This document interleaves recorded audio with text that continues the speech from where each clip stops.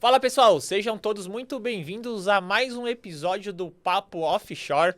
Hoje o nosso convidado tem uma história bem bacana aqui e ele trabalha em um banco americano. Então tem muita coisa, muita expertise para ele compartilhar com vocês que quer fazer essa transição, quem sabe trabalhar num banco americano aqui mesmo no Brasil ou ir lá para fora. Então, para começar aqui o nosso papo de hoje, eu vou anunciar para vocês o Victor Rocha, que é Associate no Bank of America. Seja muito bem-vindo, Victor. Muito obrigado, é um prazer estar aqui. Estava falando um pouquinho fora das câmeras aqui, o quanto estou feliz de estar conhecendo a estrutura da escola, o curso, estar conhecendo um pouco mais da expansão e esse novo módulo aqui de MBA que está sensacional. Legal, legal, pô. Gostou da estrutura? Era o que você imaginava? Como é que foi esse primeiro contato aqui na escola? Legal trazer essa percepção. Cara, vou ser sincero com você, eu acho que é muito melhor do que eu imaginava. Legal, legal. Essa parte aqui dos alunos que vocês estão construindo aqui, eu achei, assim, sensacional. Eu acho que para o aluno é essencial essa parte, porque ele pode ter o contato com outras pessoas, né? Então, eu vou vir mais vezes. Não, convidado, pô, é de casa. E o café é bom. O café é bom, e como a gente tava conversando ali nos bastidores, né? Hoje é normal, vem os mentores do mercado, eu fico o dia inteiro aqui, ou vem aluno, tá próximo, Henrique, Ronaldo, Fábio, cara, eu tô indo aí, posso ir? Ontem mesmo tinha uns 3 mentores aqui de galera de mercado, trabalha em banco, pô, deu uma passadinha, saiu, tamo indo aí, vamos passar na escola. Aí a galera vem, faz um bate-papo, a gente troca figurinha. Hoje mesmo que eu comentei a Tati, pô, a Tati é parceiraça nossa, ela às vezes, entre algumas aulas que a gente que é mentora, hoje ficou a tarde inteira aí com a gente. Lá embaixo que a gente deu o tour lá, que você viu o espaço, a gente vai reformular do zero, igual eu falei pra você. Vai ser um espaço 100% para aluno, quem quiser vir aqui na escola, trabalhar daqui, passar o dia. A gente vai montar um podcast só para aluno. Então, pô, tem muito aluno que fala de mercado financeiro, tá começando a produzir conteúdo, é importante pra galera do mercado em questão de autoridade, principalmente no LinkedIn ali. Quiser vir pra cá gravar, e aí a mesma coisa, convite, portas abertas, usar aqui o espaço, gravar, pô, de casa. Cuidado pelo convite, viu? Não, é legal, é legal. Mas, Vitão, fala aí, cara, quem que é o Victor, o que o Victor faz? Conta um pouquinho pra gente. Cara, primeiramente, de novo, prazer estar aqui. Eu sou o Victor, tenho 27 anos. Eu tô no mercado financeiro, acho que desde a pandemia. A princípio, eu não sou do mercado financeiro, eu não era do mercado financeiro. Legal. Eu comecei minha carreira na área de tecnologia, dentro da Ultrapar, né, que é o Grupo Ultra. Na época ele era constituído de 5 empresas, então é engraçado, as pessoas não conhecem, mas a Ultragás, a Ipiranga, a Ultracargo na época, a Extra Farma, que era uma rede de farmácia que veio lá do norte. Fazia tudo parte do mesmo grupo, né? E aí eu prestava TI, suporte de TI ali dentro, né? Então eu comecei minha carreira mesmo na área de tecnologia. É engraçado que, como a nossa carreira vai encaminhando, porque isso foi muito importante para o que eu faço hoje. Eu vou abordar um pouquinho, mas a princípio minha carreira não começou dentro da área de mercado financeiro, né? Ali eu acabei entrando por uma oportunidade, acabei sendo direcionado mais para a área de gestão de tecnologia, né? Sou formado em administração, então nesse tempo eu estava fazendo essa minha primeira formação. Foi, assim, sensacional. Porque ali eu já pude trazer uma visão um pouco mais administrativa dentro de uma área muito técnica, né? Que a galera de TI é muito computador, é uma pessoa que tá... Números, dados... exato. E eu não sou esse cara. Como assim, pô? Veio da tecnologia e não... Eu não era esse cara. Então, eu fui voltado ali para projetos, gestão de tecnologia. Por um tempo, eu fiz até uma gestão de equipe. Eu lembro que, em um determinado momento, a gente criou uma célula lá dentro que chama User Experience. Então, eu trazia, cara, qual que é a experiência que meu usuário estava tendo ali, né? Então, foi uma experiência sensacional. O Grupo Ultra tem um carinho muito grande, que foi uma escola para mim, ali onde eu fui formado como profissional. Eu tenho um chefe, o Antero, eu queria mandar um abraço para ele, porque foi muito importante para mim ali na minha formação. Ele me expôs muito ali com diretores, gerentes, para apresentar resultado. Acho que isso criou uma casca que foi essencial para a hora que eu vim para o mercado financeiro. Legal. E aí, o que é legal, a minha transição para o mercado financeiro foi bem na pandemia.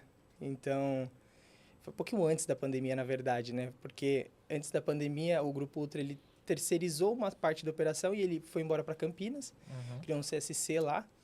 E aí foi onde eu avaliei e falei, putz, como planejamento de vida não é o que eu quero. E aí, quando surgiu uma oportunidade para eu trabalhar no JP Morgan. Caraca, que legal. Direto no JP? Direto no JP. Tá brincando. Eu contar isso, tenho até vergonha de contar isso hoje. Como que foi, cara? Foi o seu primeiro emprego em banco, foi no JP? Foi no JP. Tá brincando, pessoal. Olha, o primeiro emprego dele no banco só foi no JP Morgan. Conta essa história pra galera. Eu vou contar uma história engraçada, que hoje eu tenho até vergonha de falar isso, mas eu não sabia o que era o JP Morgan. E aí eu fui jogar no Google, a primeira pesquisa eu achei que era uma quadra de tênis, porque eles fazem a propaganda atrás do US Open, enfim. Então, meu primeiro contato foi esse. Eu falei, é uma quadra de tênis? O que é? Eu não entendi muito bem, né? E aí, depois eu fui estudar melhor e entender o que era o JP Morgan. E aí, o colossal que é o JP Morgan. E, cara, eu fiz um processo seletivo lá. Foi muito bom, assim. E eu passei de primeira, assim. O contato foi excelente com a galera lá. Então, o meu primeiro contato com o mercado financeiro foi com o JP Morgan. Caraca, que responsa. Que responsa. E como que foi esse contato? Chegou até você a vaga? Você se cadastrou? Como é que foi essa... Como que você chegou no JP ali? Foi uma indicação. Eu trabalhava com uma pessoa lá que a mulher dele tinha um contato de alguém lá dentro do RH. Então, putz, olha, eles têm uma vaga que é o seu perfil. Você já declinou aqui pro Grupo Ultra. E aí, você quer ir, não quer? Eu falei, vamos, né? E aí aí eu fui entender o que era o JP Morgan. Quando você falou vamos, você já sabia que era o JP Banco? Não. Ou achou, era uma oportunidade numa empresa? Uma oportunidade numa empresa. Oportunidade numa empresa. Que história da hora, mano. E aí, cara, depois que eu tomei consciência, nossa, eu lembro de ter me preparado, assim, muito, muito, muito para essa entrevista. Foi a minha primeira entrevista, né, no mercado financeiro. Ainda não era Era uma vaga um pouco mais voltada para tecnologia ainda. Então, apesar de ser o mercado financeiro, eu ainda não estava inserido em produtos financeiros. Era mais para uma área era uma área que chamava Business Support Management. Então, basicamente, o que a gente fazia era dar suporte ali para a mesa de operação e para Investment Banking, né? Então, eu lembro do período da pandemia de ter ajudado a organização das mesas, de como as pessoas iam poder trabalhar dali, liberar, pedir acesso, compra de equipamento. Então, eu estava muito focado nisso e também muito numa área de compras ali. Então, eu lembro que eu fiz toda uma reestruturação. Foi bem interessante esse momento. E aí, num determinado momento ali dentro do JP Morgan, eu olhei para a minha situação e eu falei assim, cara, não é mais isso. Não é isso que eu quero. Eu quero estar trabalhando no mercado financeiro, mas trabalhando com investimento, lidando com o cliente, talvez.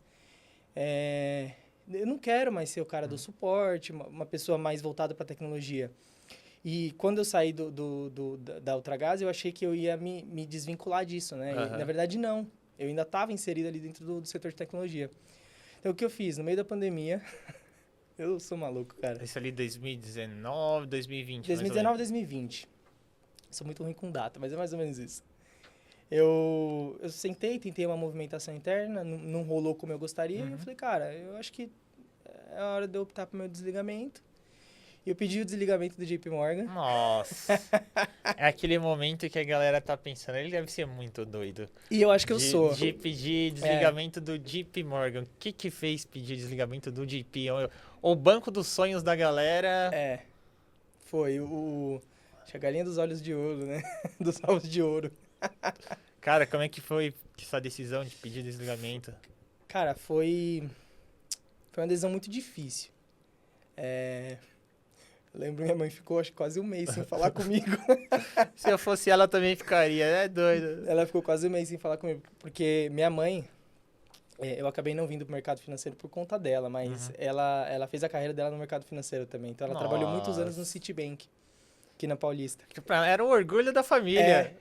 Era isso. Seguindo os passos da mãe, sabe? Da hora. E aí eu pedi desligamento. Falei, mãe, não é mais isso que eu quero.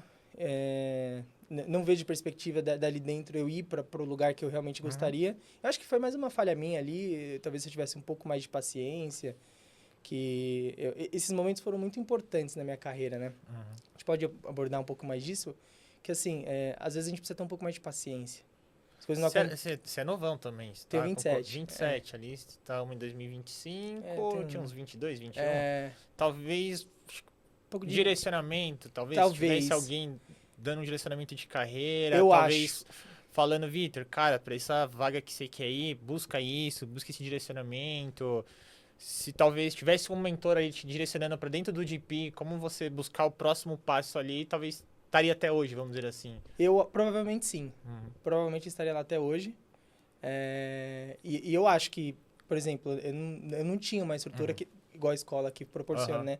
De você ter um mentor, pessoas do mesmo segmento, compartilhando experiências. Eu acho que trazendo referências para você. Eu acho que isso foi muito crucial, talvez, na minha pressa de tomada de decisão. Graças a Deus, assim, eu não acho que foi uma decisão errada, mas muito por conta de como eu levei as coisas, né? Então, quando eu saí de lá do JP Morgan, eu me peguei pensando, e agora? O que eu vou fazer? E aí eu lembro que eu ganhei um curso da CPA 20. Aí eu falei assim, se eu quero começar a estudar o mercado financeiro, eu vou começar por aí.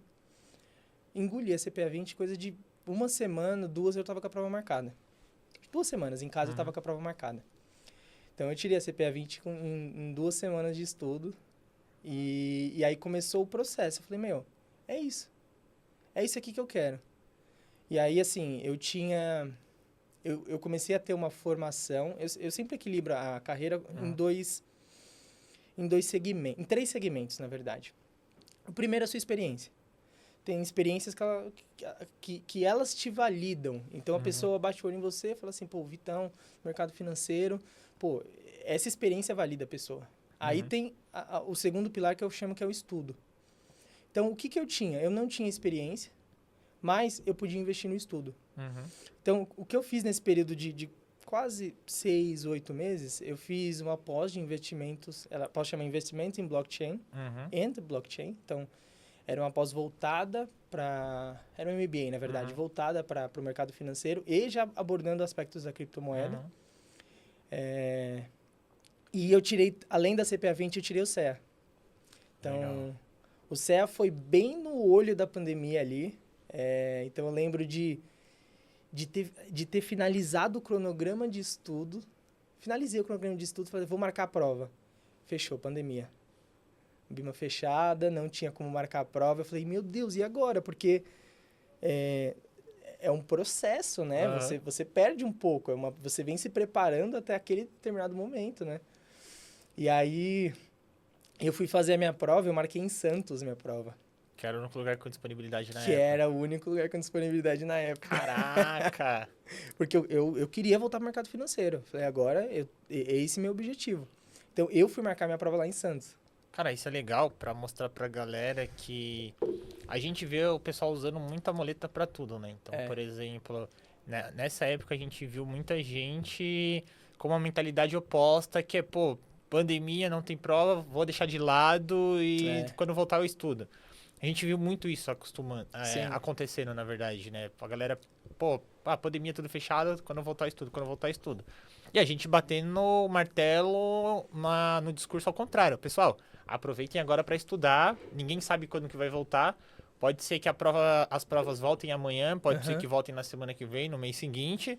Vocês já estão em casa mesmo, porque na época praticamente presencial já não estava rolando. Todo mundo estava de home office. Alguns tinham sido desligados, outros mudaram para o modelo de home office. Então, vocês já estão em casa. Estão com tempo. A pegada já não era a mesma do presencial. Vai estudar, estuda. CPA 10, CEA, CFP, aproveita, porque uma hora vai voltar. A gente não sabia quando, mas sabia que aos poucos as coisas iam normalizar. Já cogitava ali de vacina, essas coisas. Não sabia quando, mas a gente sabia que uma hora ia voltar. Então, a gente bateu muito nisso de, cara, aproveita, estuda. A hora que voltar, vocês vão estar muito mais preparados do que quem está jogando a toalha. E isso é legal, essa história, você trazendo que, você foi atrás, se é em Santos que tem a prova, então eu vou para Santos. E foi exatamente o que aconteceu. Eu lembro que é ministrado como se fosse numa sala de informática, assim. Então, é como se tivesse uma aula de informática e ali é onde é ministrada a prova lá em Santos. Aham. E você sabe, eu tenho às vezes as pessoas vêm me perguntar, pô, e aí, você acha que eu devo fazer a CPA 20? Quando eu devo começar a fazer? E eu falo que o momento para tirar certificações é agora. Porque o que acontece? Toda vez que entra uma mudança na certificação, é sempre acrescentando conteúdo. Então, a prova que eu fiz há, sei lá, 2 anos atrás, não é a mesma prova de hoje. Não é o mesmo conteúdo. E elas sempre vêm acrescentando conteúdos e se renovando, né? Então, o melhor momento para estudar para qualquer certificação é agora. O quanto antes você fazer, porque eu passei por isso. Eu estava estudando, no meu período de estudo do CEA, teve mudança de conteúdo. E aí acrescentou conteúdo que eu não tinha essa bagagem. Então, eu tive que parar todo o meu estudo e falar, opa, deixa eu readequar. O que mudou na prova? E aí é bom a gente ter uma escola igual essa aqui. Que já tem tudo atualizado. E mastiga tudo pra gente, fica muito mais fácil. Não, é igual, tá tendo as atualizações agora, vai mudar tudo de novo, né? Viu? A Ubima tá fazendo algumas mudanças e plausíveis as mudanças, é importante. O mercado se transforma. O mercado muda. Hoje a gente... Tem 2 semanas mais ou menos que a gente a gente criou o CTC, que é Centro de Treinamento. Como que funciona esse CTC? O que a gente viu no mercado? A parte de certificação estava ficando muito varzeada em questão de... Tinha escolas no mercado vendendo um gabarito, facilitando o acesso. Tipo, ó, decora isso aqui que você vai lá e passa. A pessoa decorou a questão lá, comprou o curso, decorou a questão, fez a prova, tirou. Isso mancha o profissional. Quanto você estudou lá, sei lá, tipo, 30 dias, por exemplo, para estudar o CEA. Aí vem a pessoa que decora o gabarito, como que você vai se sentir, sendo que você abdicou tempo com a família, abdicou tempo talvez com a esposa, com o marido, com as crianças, para estudar. Aí vem uma pessoa, decora lá as questões, faz a prova, passa, vai usar o mesmo selo que você e outra. Você banaliza a certificação. A pessoa que estudou para certificação, apesar da certificação ela ter um teor mais técnico, você sai com um certo conhecimento de bagagem. Sim. A pessoa que decorou e não estudou, ela não aprendeu nada. Quando um cliente, vamos, por exemplo, ser um especialista em investimento com CEA, o cliente vai te perguntar alguma coisa de produto, de cenário, cara, a pessoa que estudou, ela vai conseguir conduzir a conversa de uma certa forma. A pessoa que decorou, o cliente vai perguntar, ela vai travar. E aí você mancha toda a categoria dos especialistas por conta de meia dúzia de pessoas que estão decorando para passar. E você estraga a experiência de uma pessoa que não tem acesso ao mercado financeiro por incompetência da pessoa, né? Perfeito. Pô, a bolsa, se a gente pega a bolsa do Brasil, é uma bolsa desenvolvida, mas o brasileiro ainda não tem o costume de investir. Então, tem um dado aí que tem mais gente apostando em bet do que na bolsa. Então, quando você não tem profissionais qualificados, você estraga a experiência de quem está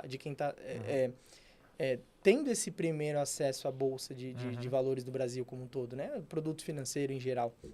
E isso cara, para o crescimento do Brasil, para o crescimento pessoal do indivíduo em si, é horrível. Fora que tem isso também, você banaliza um pouco a certificação. Né? E mancha. E mancha, exato, o mercado e a categoria como um todo. E eu acho que tem outros fatores também. Eu acho que a certificação em si, ela é uma boa bagagem.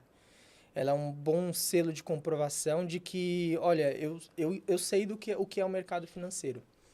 Mas eu não acho que ela é o suficiente para um bom profissional no mercado financeiro. Então, por isso que eu acho muito importante o que vocês proporcionam aqui, porque é uma vivência na prática. Perfeito. E isso é essencial para uma pessoa que quer se desenvolver dentro do mercado financeiro, quer crescer, fazer carreira, construir resultados através de construção de carteira ou, enfim, propondo assessoria, né? Fazendo assessorias. Então, eu não acho que as certificações é o suficiente, entendeu? Eu não acho que elas são o suficiente para você poder trilhar isso, né? Então, eu acho que o bom profissional dentro do mercado financeiro, ele tem que estar ali, estudando, se especializando, entendendo, antenado ao mercado, o que está acontecendo. As notícias são muito importantes, mas não é só a notícia em si. O que essa notícia aqui vai interferir no mercado financeiro? Qual que é o output dela, né? Porque existe essa falácia, né? Pô, você precisa ler muita notícia, tá, mas e a reflexão dela, né? Então, quando a gente fala que o preço do café está subindo, o que isso significa, né? E o preço do café futuro? Como que você está enxergando isso dentro da sua carteira como um todo, né? Eu acho que acho que isso é o que diferencia um bom profissional dentro do mercado financeiro de um profissional que fica no raso, vamos dizer assim, sabe?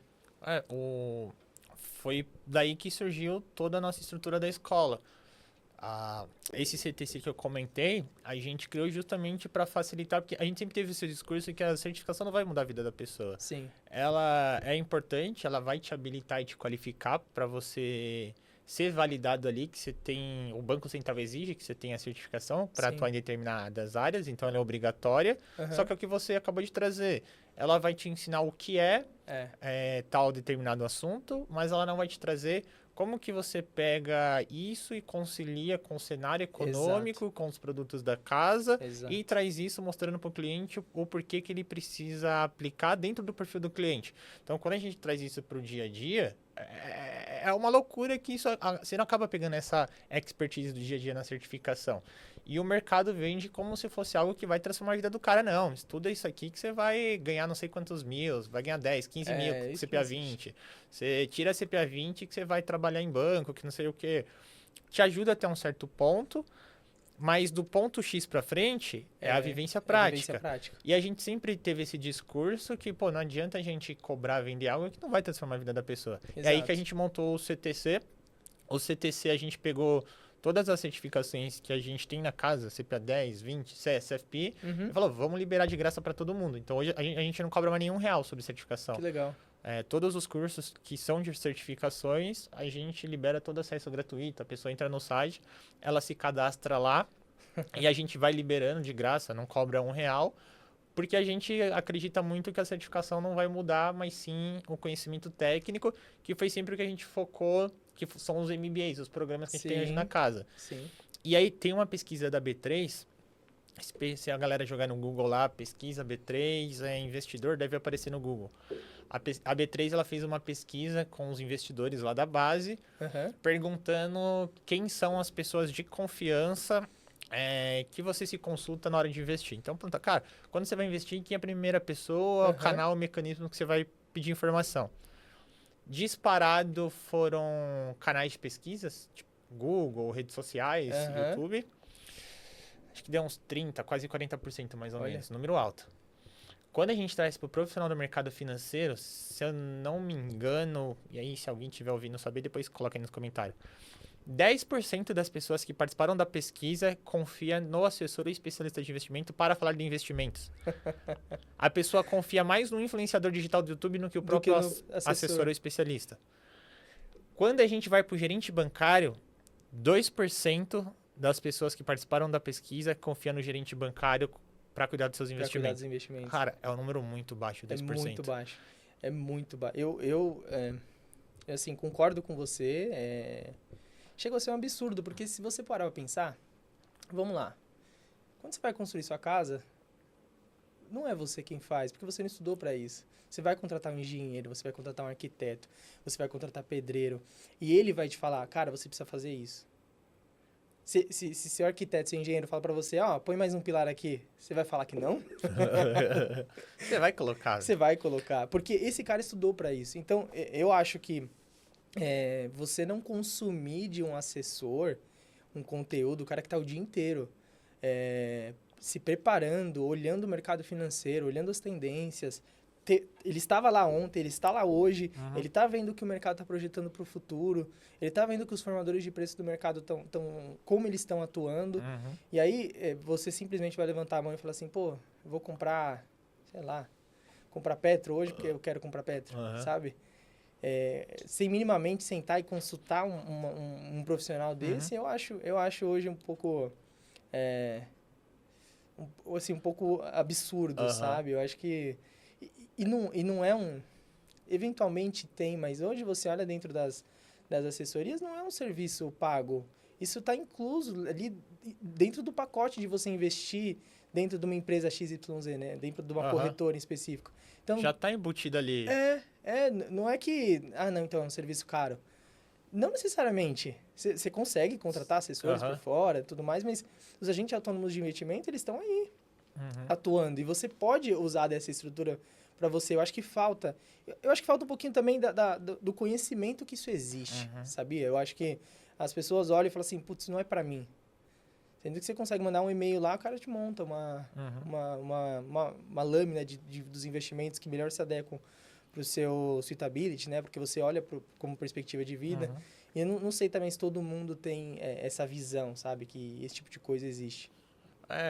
Mas foi daí que a gente modelou esses programas, focamos na prática para reverter esse número. Sim. E trabalhar, qualificar o profissional do mercado financeiro para reverter essa imagem que hoje no mercado ainda é muito baixa. Ainda Sim. poucas pessoas confiam. A pessoa confia mais no influenciador. O influenciador não estudou muitas vezes. Não. Tem gente boa no mercado, mas ele tem muito mais gente ruim falando muita besteira na internet do que fazendo um devido aconselhamento. E não tem a certificação, não tem o estudo. Exato. Muitos falam de finanças, mas nunca tiveram a vivência do mercado financeiro também. Então, tem pessoas boas, mas tem muita gente também falando. E o influenciador, ele tem o viés dele, né? O viés dele é produzir conteúdo. Não é fazer você ganhar dinheiro. É lógico, ele tá falando ali, mas não é o mesmo viés. Quando você fala de um profissional do mercado financeiro, ele tem um papel fiduciário. O que é o papel fiduciário? É que você tem que colocar os interesses do seu cliente à frente do seu. E o influenciador, ele não tem esse papel fiduciário. O papel dele é ganhar dinheiro. Entendeu? E o jeito dele é ali com a rede social, vamos dizer assim. O profissional no mercado financeiro, não. Ele tem esse papel fiduciário. Ele tem como obrigação colocar o interesse do cliente na frente do dele. Então, eu acho que isso é muito importante. Né? E tem um mercado que regula por trás. Por exemplo, eu sou analista CNPI licenciado pela PMEC. Legal. Qualquer coisa que eu falo, a PMEC cai matando em cima pra... Henrique, cara, relatório aqui tem que mandar tal dia. Falta 2 dias para em prazo da entrega do relatório. Cara, eles audita tudo. Exato. Agora, hoje apesar de eu ter o CNPI, por conta de alguns projetos da escola, eu acabei pedindo o afastamento de atuar como analista para me cadastrar como consultor CVM. Então, hoje eu não acabo ativamente não fazendo recomendação nem nada disso, mas teve uma época aqui na escola que eu montava ali algumas carteiras recomendadas, fazia os relatórios tal de research. Eu lembro que os primeiros relatórios era ainda muito novo, então, cara, eu tava aprendendo a montar relatório, tem todo o disclaimer que você tem que seguir das regras da PMEC, então tem todo... tem o texto que é padrão deles, tem todo um modelinho que você precisa seguir. E primeira vez você manda do jeito que você acha que tá certo, manda. Cara, eles devolviam qualquer vírgula ali. Fora do... Olá, Henrique, boa tarde, tudo bem? Analisamos o seu relatório de recomendação. Favor ajustar, incluir cláusula tal, não sei o que lá. O relatório precisa compor. Aí eles mandavam, eu ajustava e mandava. Então, para quem é atuante no mercado financeiro, tem essa questão que se você falar qualquer coisa errada pro cliente... Cara, vem um órgão que regula e, tanto quando eu estava ativo como CNPI credenciado, como agora como consultor CVM, qualquer coisa que eu falar pro cliente, se eu falar uma besteira, fazer ele perder dinheiro, ele pode me autuar na CVM, eu vou tomar advertência, talvez vou tomar alguma multa, e dependendo da gravidade, eu posso perder minha licença. Então, o profissional do mercado financeiro tem a legislação que ainda está em cima. Agora, quando a gente traz ali para algum influenciador que não tem esse conhecimento, ou que às vezes a gente vê na internet falando alguma coisa, não tem ninguém regulando, ele... Esse cara pode falar o absurdo pode falar o que quiser, fora manipulação de mercado, essas outras coisas, mas sempre reforçando. Tem gente muito boa também, falando, muito influenciador bom, mas ainda vejo que ainda tem muita massa que às vezes... Eu acho que a gente tem que usar toda a estrutura que a gente tem. Eu acho que a gente tem que ouvir os influenciadores, porque eles estão disponíveis. Mas você também tem toda a estrutura de um assessor, vai atrás, sabe? Eu comecei falando sobre os 3 pilares, né? Então, eu falei muito sobre a experiência na carreira, eu falei muito sobre a o ensino ou o seu desenvolvimento do seu conhecimento, mas eu acho que tem um terceiro fator também que é muito importante. Eu diria que esses 3 pilares são para todos os profissionais, mas no mercado financeiro eu acho que ele é muito aguçado, que é o relacionamento, né? Então, o relacionamento, eu posso falar por mim, eu sempre mandei currículo, mas em todos os lugares que eu fui trabalhar, foi algum tipo de indicação. Foi alguém que eventualmente falou, olha, tem essa vaga aqui que super dá um match com o seu perfil, né? Então, nessa linha, quando eu saí do JP Morgan e fiquei esse período estudando, onde eu tirei CPA 20, eu tirei o CE, eu fiz meu MBA, foi onde eu falei assim, agora eu estou pronto para voltar para o mercado de trabalho. Agora eu quero voltar para o mercado financeiro. E aí, cara, foi uma luta, assim, mandar currículo. Não foi fácil, não foi fácil. Eu lembro que eu sentava assim e falava assim, hoje são 20 currículos por dia. Eu fazia os 20 currículos por dia. Aí chega uma hora que você esgota as vagas, né? Por quê? Faltou estratégia, faltou... Se eu tivesse alguém me direcionando, talvez eu teria feito o processo um pouquinho diferente. Então, por isso eu acho que ele foi mais moroso. Mas eu sentei, eu lembro, isso é engraçado também, eu sentei e eu falei assim, nossa, acabaram as vagas, eu já mandei meu currículo para todas. E agora, o que eu vou fazer? Aí entrei no site da Ambima, eles têm, sei lá, uns 20, eu não sei, hoje deve ter mais, mas eles tinham uns 20 cursos gratuitos. Eu falei assim, eu vou fazer todos. Então, eu até convido as pessoas a entrarem lá no meu LinkedIn, Vitor Santiago Rocha. Você olha lá, eu tenho todos, acho que uns 20 cursos da Ambima lá, de mercado de futuros, aí tem futuro de moeda, tinha futuro de commodities, aí tinha debêntures, enfim, tinha uma série de cursos lá. E eu lembro, eu trabalhei muito nessa parte, e aí eu falei, ok, não tá dando certo, vou mudar um pouco a estratégia. Mãe, quem que você conhece aí do mercado de trabalho, do mercado financeiro? Ah, filho, ela foi para um outro caminho. Eu falei, então, beleza, aqui não dá para usar. E aí eu tenho um primo que trabalha no Itaú. Na época ele trabalhava no Itaú. Ele ficou um bom tempo lá, eu falei, me ajuda. Me ajuda, me ajuda. E aí ele começou a mandar o meu currículo também, falou, ó, meu primo, e a gente sempre falando do mercado financeiro, sempre falando do mercado financeiro, me ajuda. E aí uma Milena, que trabalhou com a minha mãe, ela veio do varejo, trabalhou com a minha mãe no Safra. Ela indicou, falou, tem uma vaga aqui, estão me chamando lá, mas para mim não faz sentido, mas para você faz. Posso te mandar? Mandou meu currículo, fiz o processo seletivo, fiz a entrevista. Aí entra importante de você conhecer alguém, né? Minha primeira entrevista no mercado financeiro, eu não sabia o que eles podiam me perguntar. E imagina um profissional da área de TI falando, agora eu quero ir para o mercado financeiro. Qual que era o meu discurso? Sentei com meu primo, que era o meu contato, meu contato, a gente ainda conversa bastante. A gente sentou e a gente organizou todo o discurso. Cara, é assim que você precisa se portar, isso aqui que eles vão te falar, eles vão te perguntar como que você monta uma carteira, foi uma posição de agente de investimento. Eles estavam formando aquela posição de AN, que tem hoje, né? Não tinha na época. E aí... que é o caixa que atua também como gerente, né? Então, eles estavam fazendo essa transformação e eu participei do processo. E eu falo, eu só fui bem no processo porque o meu primo sentou comigo e a gente estudou tudo, porque ele conhecia, ele estava lá dentro. Cara, vão te perguntar isso, vão te falar isso, vão falar sobre satisfação do cliente. Isso se transforma, isso vai se transformando. Então, você está conectado com as pessoas do mercado, com as pessoas do seu convívio, ou seja, eu falo que o mercado financeiro é muito grande. Sei lá, o investment banking do Santander não é o mesmo investment banking do, sei lá, do Citibank ou do JP Morgan ou do próprio Itaú. Sei lá, o Santander ele tem uma visão um pouco mais pro agro. Então, talvez você não vê ele tanto em IPO ou follow-on, por exemplo, mas você pode ver ele mais voltado pro agro. E aí, a rotina é totalmente diferente de um outro investment bank. Isso que a gente está falando da mesma área. Então, essa é a importância de você estar sempre conectado às pessoas que fazem parte do seu ciclo, né? Para você ir dividindo essas experiências. E graças ao meu primo e à Milena também, que me ajudou bastante, queria dar um abraço para ela, eu consegui entrar no Itaú. Eu entrei como AN, cara, foi... Eu até queria compartilhar isso, foi um desastre.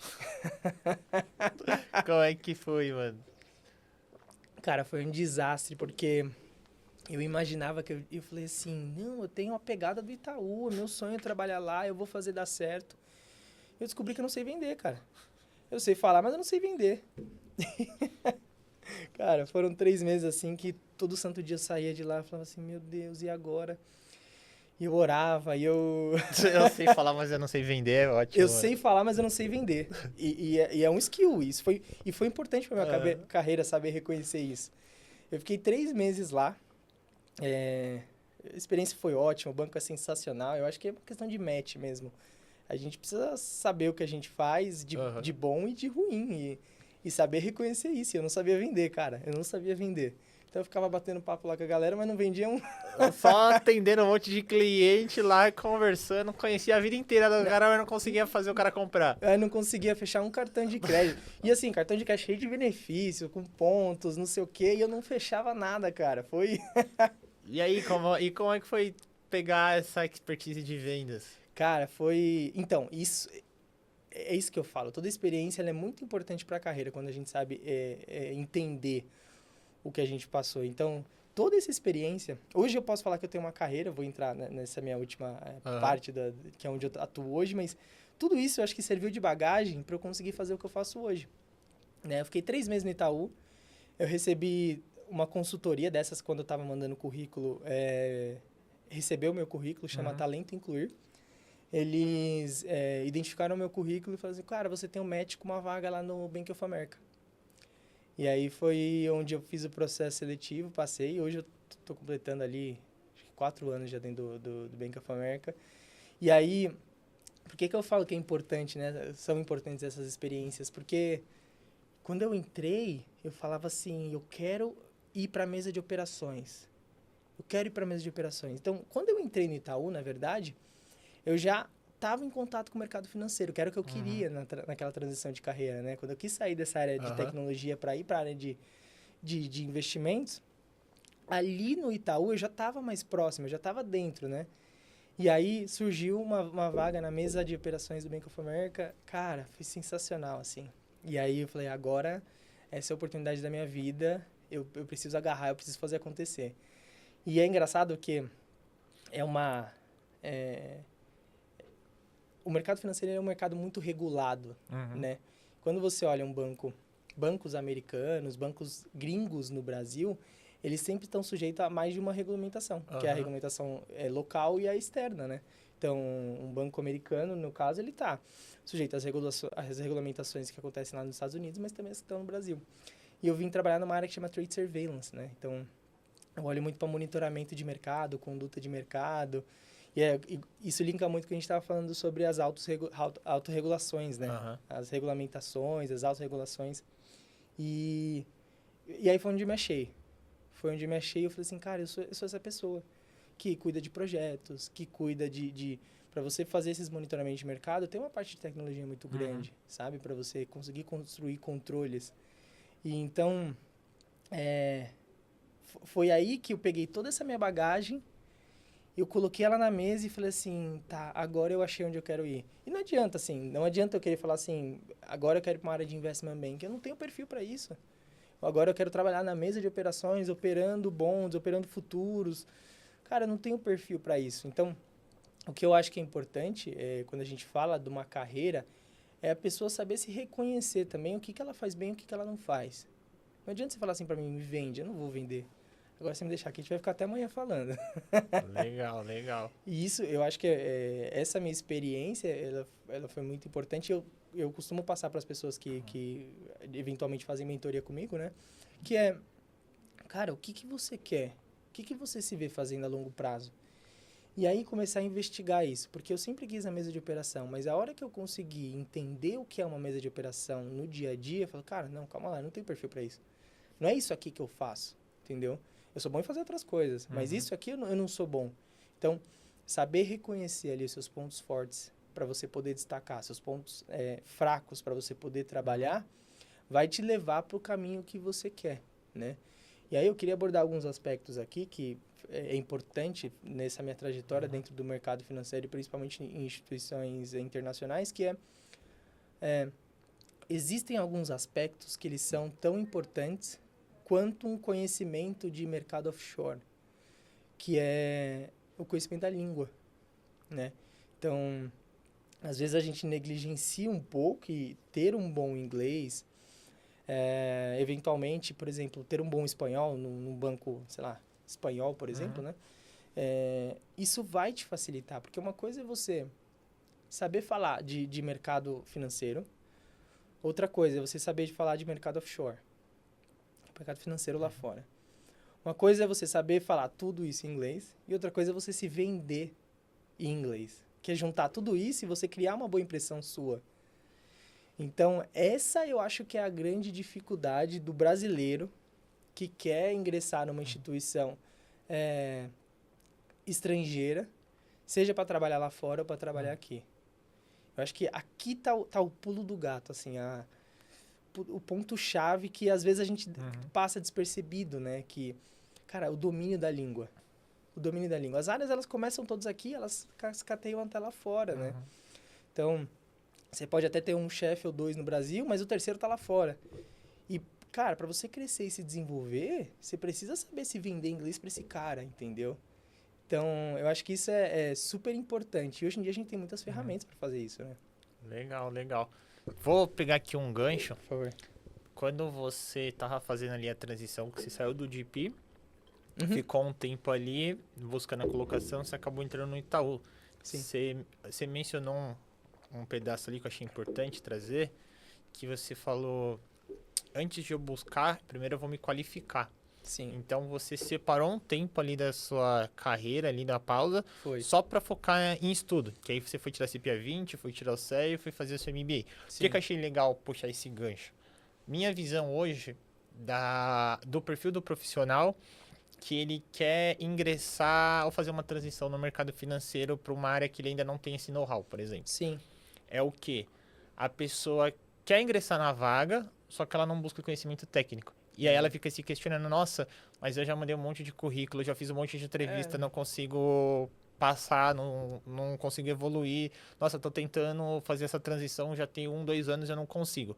E aí a gente vai conversar com a pessoa, ela não buscou a certificação adequada para aquela posição, ela não buscou um conhecimento técnico adequado para aquela posição, ela só quer chegar lá, mas ela não quer se preparar para lá. E aí você fez, eu achei interessante você citar isso. Olha, eu parei ali e sabia onde eu queria chegar, eu fui estudar. E aí fui lá, tirei a 20, depois tirei o CEA, depois fiz MBA. Eu vejo que hoje, primeira pessoa não faz esse caminho que você fez, de, meu objetivo é esse? Tá, o que eu preciso ter? Certificação, conhecimento, você foi buscar os dois.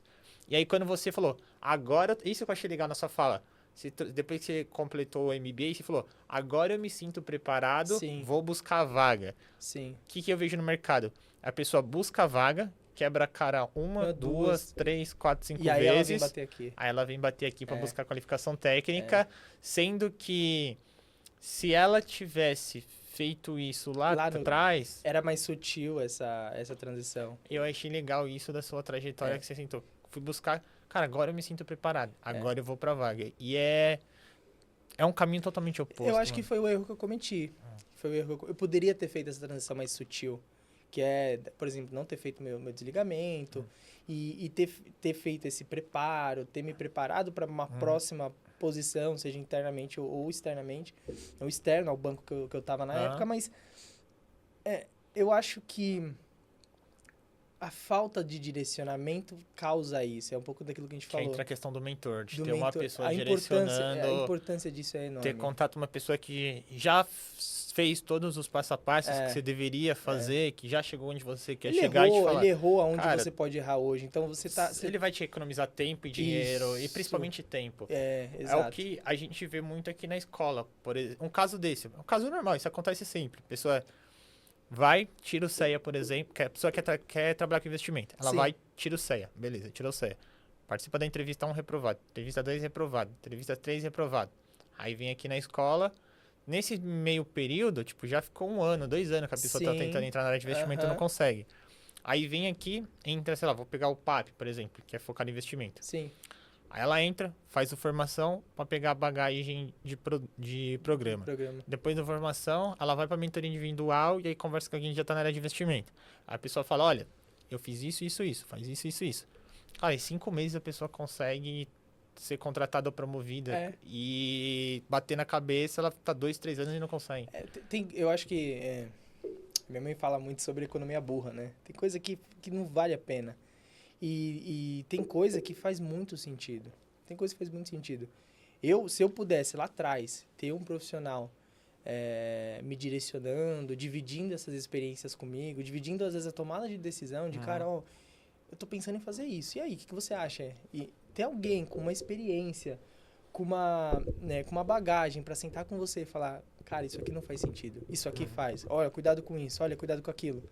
Eu costumo dizer que eu sou um ponto fora da curva, porque eu não imaginava voltar para banco gringo depois do que eu fiz, assim, sabe? Eu sinceramente não esperava isso. Então, graças a Deus tem um plano para minha vida. Mas também pelo seu esforço, pelo Exato. que você buscou e por tudo que você construiu. E eu peguei uma outra fala que você citou um pouquinho dessa questão, o último ponto que você falou que é um dos principais pilares para quem quer fazer esse movimento, trabalhar no Banco Internacional. Aí você citou a questão do idioma, tem a parte de investimentos, até o de offshore. Minha visão, tá? De quem tá do lado de cá, e tô conversando praticamente do ano passado para cá, e passo mais parte do tempo conversando com alunos que querem fazer essa transição, esse movimento internacional. Legal. Quando a gente entra na parte de offshore, percepção minha, Henrique, converso com alunos que têm uma boa bagagem de mercado aqui no Brasil. Quando entram na parte de investimentos internacionais, por conhecer produtos básicos, eles tendem a interpretar que eles já manjam de offshore. Não, nada a ver. Queria que você comentasse dentro do que você pode trazer, qual que é essa linha tênue que você vê. Cara, tá aqui é o mínimo, qualquer um sabe, daqui pra cima a galera não entende, precisa se aprofundar. Porque é a percepção que eu tenho, tá? Quando eu converso, eu pergunto, por exemplo, se o senhor João chegar hoje e querer mandar $2 milhões para os Estados Unidos, como que é pra você?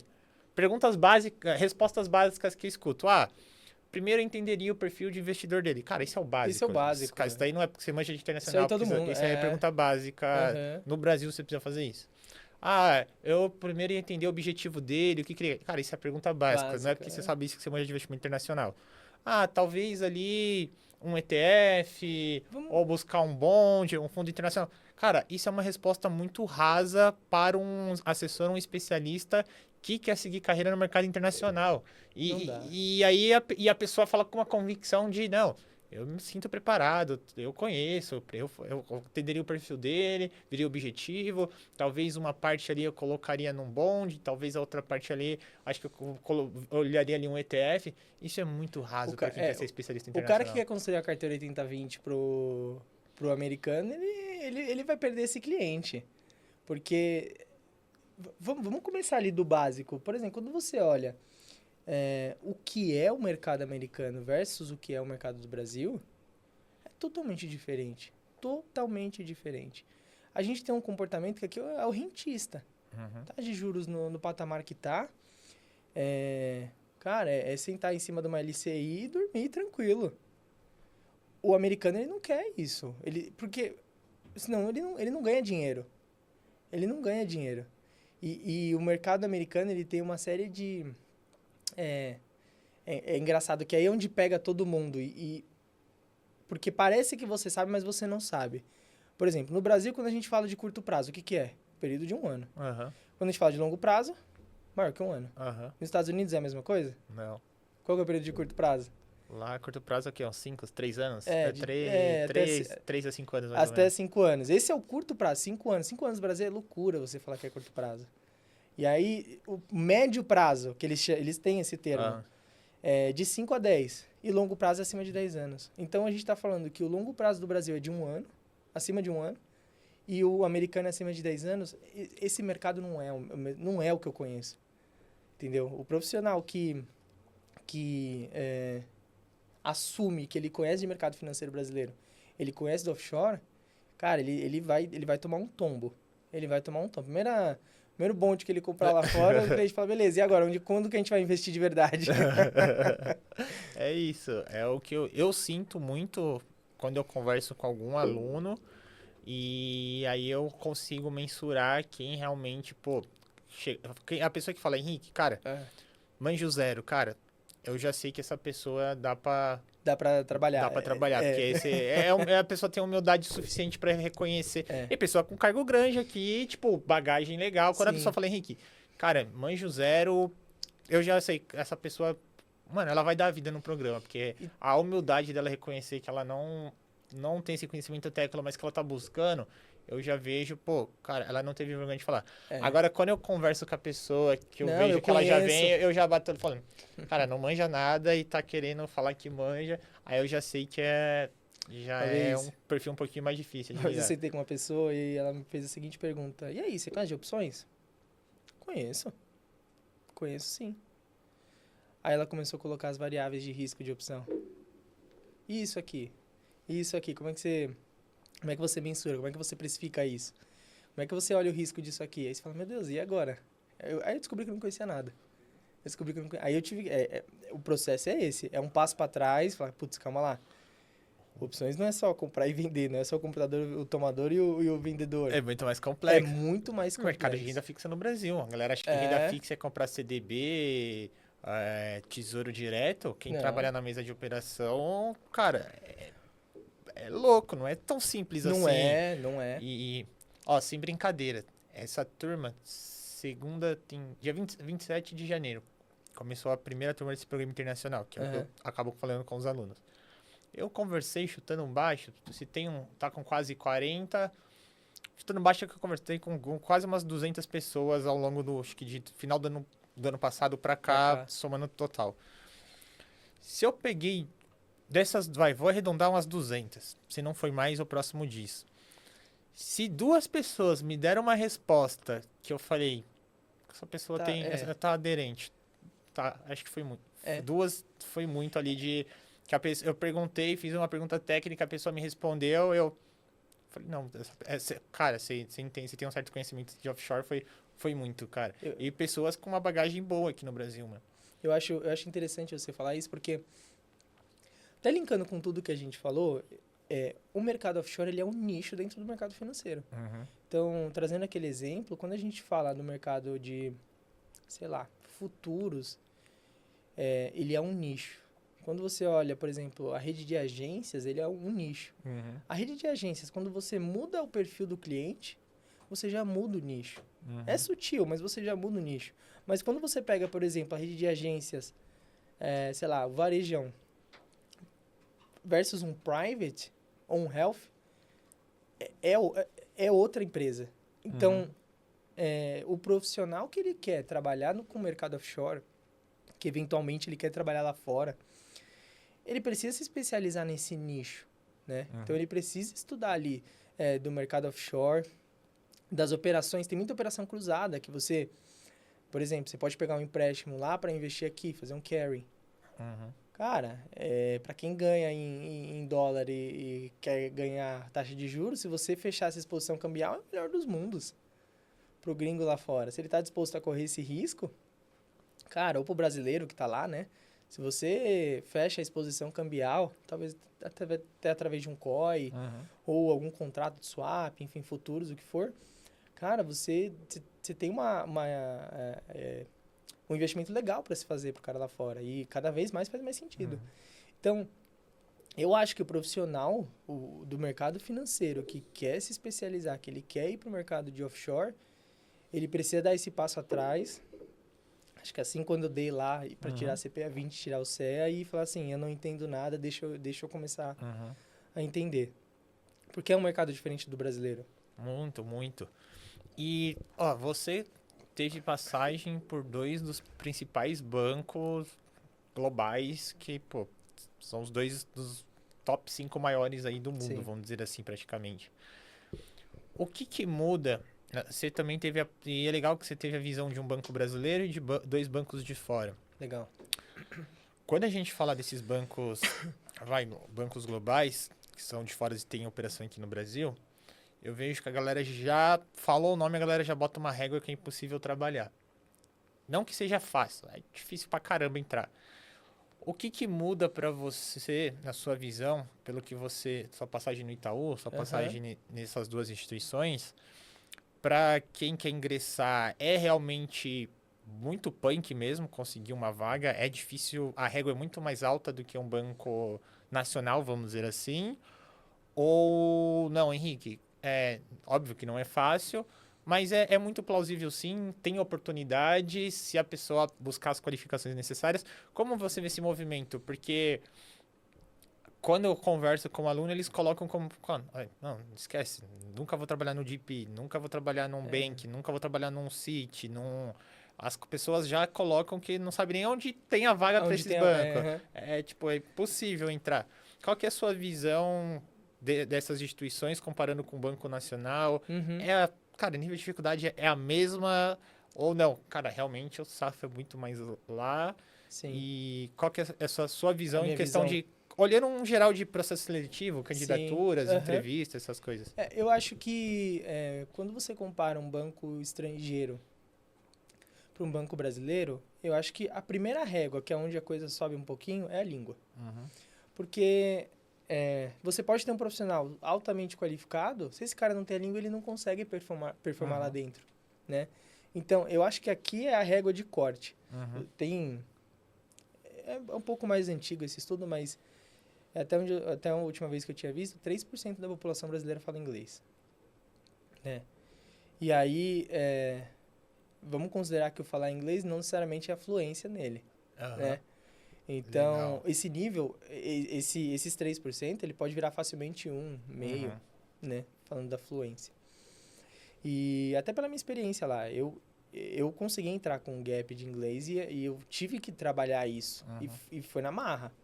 Foi com a exposição, estudando, fora do horário, revisando mais vezes as coisas, mas eu acho que quando a gente fala de um processo seletivo numa empresa, e eu coloco o banco aqui, porque a gente é do mercado financeiro, mas eu coloquei empresa estrangeira.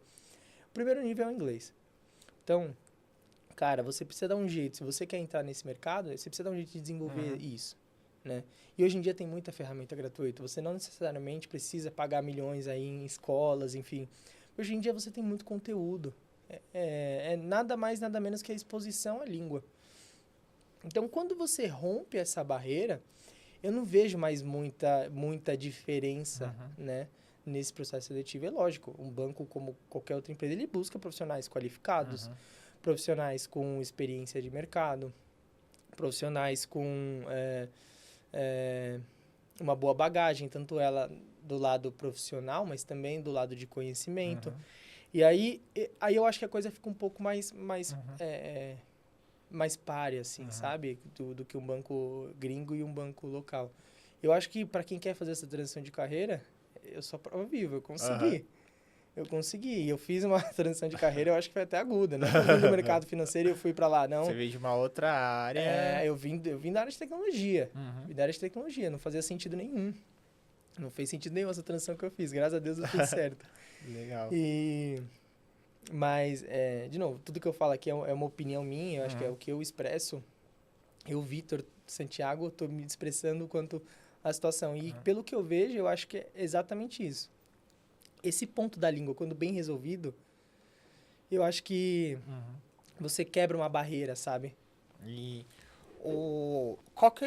por exemplo, eu vejo muito vagas ali que eles colocam o nível de inglês avançado, inglês... geralmente é mais avançado.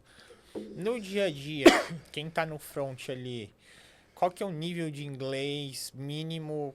Igual você citou, o inglês não é que você precisa ser nativo ali, mas você precisa entender algumas certas coisas, seja para falar, ler relatório, conduzir certas atividades internamente.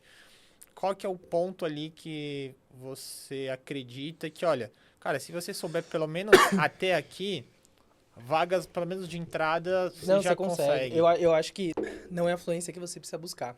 Eu acho que quando você consegue utilizar bem a leitura escrita, você já consegue performar lá dentro dessas vagas de entrada, né? Legal. Eu acho que o banco americano ele tem muito disso. Quando você olha...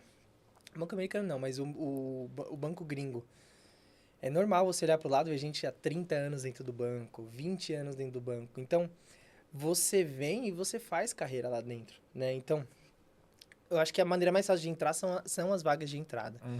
Então, eventualmente, se você conseguir fazer uma segunda faculdade e se propor a entrar como um trainee, como estagiário, ou até na sua primeira faculdade, enfim, eu acho que é super válido.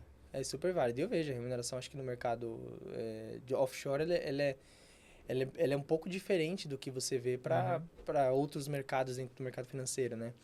Então, eu acho que faz sentido essa transição para quem realmente está disposto a isso. E eu acho que existe essa possibilidade nessas carreiras de entrada e o nível é esse, assim, a hora que você começa a compreender o que está sendo dito com você, minimamente se expressar, e não é 100%, né? Mas minimamente conseguir se expressar. E na leitura e na escrita, acabou, cara, você está dentro do mercado financeiro, né? Desse offshore, vamos dizer assim. Legal. E como que você vê essa questão de oportunidades? Por exemplo, vamos pegar aqui no Brasil, por ser bancos com grande exposição lá fora, você vê muita oportunidade para brasileiros aqui mesmo? São vagas pontuais? Como que sua Não, visão assim de... eu acho que é um mercado super aquecido, né?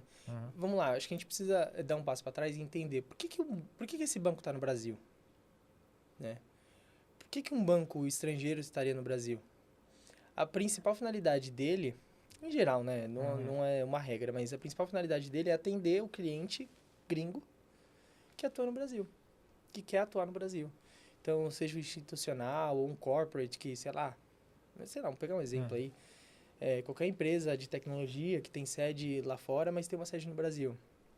Esse cara eventualmente precisa fechar câmbio para mandar de volta, ou ele precisa pedir empréstimo aqui. E aí, essa conexão, ela acontece a todo momento, né? Então, é comum, assim, eu tenho amigos nos bancos e é comum você ver a galera ou trabalhando aqui e indo para fora. Eu conheço gente que trabalhou aqui, foi para fora, voltou e hoje está no Brasil, sabe? Então, ela fez todo esse movimento. É lógico, numa progressão de carreira. Mas, cara, essa possibilidade existe. Existe, ela está na mesa. E eu acho que tem um ponto que a gente ainda não tocou aqui, que quando você fala de um... Sei lá, vamos pegar o profissional no Brasil. O profissional que quer trabalhar na área de investimentos, ele quer trabalhar em offshore, sei lá, em Miami. Tá super aquecido, tem muito investidor, a Flórida ali em geral, tem muito brasileiro, tem a Disney. Que é ali... O cara quer morar ali. Tem uma parte de planejamento da sua internacionalização da carreira que é muito importante. Como que você vai fazer esse passo? Como que você vai dar esse passo? Né? Então, você precisa se qualificar. Naqueles pilares, você precisa se qualificar, você precisa ter a experiência, e você precisa ter as conexões. E eu acho que aqui surge um terceiro, que é esse planejamento migratório. Né? Então, eu vou tentar te dar um exemplo aqui. Sei lá, a gente mora em São Paulo. São Paulo teve uma imigração de italianos gigantesca há um tempo atrás. Há uns anos atrás, né? E a Itália, você tem acesso à cidadania italiana pelo sangue. Então, se você conseguir comprovar que você tem na sua linha de sangue um italiano, pronto, você é um europeu. E aí, com o passaporte europeu, você consegue passar um ano nos Estados Unidos, talvez, trabalhando, entendeu? Nos Estados Unidos eu não tenho certeza, mas, por exemplo, no Canadá eu tenho certeza que você consegue passar 3 anos trabalhando. Então, cara, tá aí a sua oportunidade, sabe? Se você quer dar esse passo para a carreira, essa é uma maneira, mas não é a única. Você pode, por exemplo, ter um job offer lá de fora que vai trabalhar esse processo migratório com você. Ou você pode trabalhar aqui numa empresa que tem sede lá fora e fazer essa transferência. Mas o que eu quero dizer com tudo isso, né? Que são exemplos. Eu acho que você precisa se preparar e se organizar para fazer essas etapas, né? Então, e ver aonde você melhor se encaixa para você poder trabalhar nessa transição. Se você é um profissional no Brasil que quer morar lá fora, a gente está falando desse profissional, né? Tem toda essa gama de possibilidades que você pode cobrir. Como que você vai trabalhar essas possibilidades agora? Para trabalhar seus relacionamentos, para trabalhar seu preparo, para trabalhar... Um exercício que eu fiz muito quando eu estava fora do mercado era o seguinte. Onde eu quero trabalhar? Eu quero trabalhar na rede de agências. Qual? Sei lá, vou dar um exemplo aqui. Uniclass. Tá, o que o profissional do Uniclass tem no currículo dele? Qual a faculdade que ele fez? quais são as certificações que ele tinha. Aí eu falei, opa, tá, a 20 não é mais o suficiente. Eu sou da época que o CEA, sei lá, tinha 4 mil pessoas no Brasil com CEA. Então, o CEA já foi um diferencial. Hoje eu não sei mais se ele é tanto. Até risco dizer que ele é a nova CPA 20, né? Então, esse exercício você tem que fazer também. O que esse profissional que está lá fora tem que eu não tenho? É uma instituição, é uma formação numa instituição global? Talvez seja isso que é o que você precisa, entendeu? Então, eu acho que é essa provocação que as pessoas que querem fazer essa transição, esse profissional ele tem que se fazer. E construir um plano através disso, né? Legal. Bom, Victor, estamos aqui conversando quase 1 hora já de bate-papo. Para a gente ir para as etapas finais aqui, Legal. queria que você deixasse um recado, uma mensagem para a galera que está ouvindo a gente aí, ou algum conselho para quem quer seguir essa carreira internacional, seja em um banco estrangeiro aqui no Brasil, ou seja lá para fora. Deixa uma mensagem, um recado. Eu acho que, resumindo até tudo que a gente falou aqui, eu acho que o principal ponto aqui é esse preparo, né? Trabalhar na sua preparação para o que você quer. Então, definir o objetivo e o que eu preciso fazer para chegar lá. Ter essa clareza é muito importante, esse é o item 1. O item 2 é buscar, por exemplo, a instituição aqui, né, a Eu Me Banco, como rede de apoio. Buscar pessoas que podem te apoiar, que podem te dar direcionamento, porque isso por experiência própria, vai encurtar caminho e vai te trazer resultado. Né? Eu acho que são essas duas as dicas que eu posso dar. Show de bola, Victor. Cara, primeiro quero agradecer você pelo tempo, pelo bate-papo. A gente conversou ali um pouquinho nos bastidores, conversamos bastante ali via Zoom. Então, primeiro agradecer você por ter vindo aqui, conhecido a escola, trazer esse conhecimento. Tenho certeza que gerou muitos insights para a galera que está ouvindo a gente. Então, primeiro, obrigado, Victor. Eu que agradeço mais uma vez pelo convite. Eu deixo meu LinkedIn aberto lá, quem tiver qualquer dúvida, qualquer coisa que quiser me procurar, Victor Santiago Rocha, fica à vontade, que a gente pode bater um papo também. Perfeito, tá bom? Muito bom, Victor. Obrigado. E o pessoal que está assistindo a gente, se você está no YouTube, não esqueça de curtir, compartilhar o vídeo com todo mundo, dá aquele joinha também pra gente saber que vocês estão gostando. Reza a lenda que quem assiste esses vídeos e não deixa o like ali não consegue fazer a transição internacional. Se você está assistindo é ótimo. Se você está ouvindo pelo Spotify também, deixa a avaliação ali de 5 estrelas, porque também essa mesma lenda reza que quem não deixa a avaliação de 5 estrelas também não consegue fazer essa transição internacional. Então esse foi mais um episódio do Papo Offshore e a gente se vê ali no próximo capítulo. Tchau, tchau, pessoal!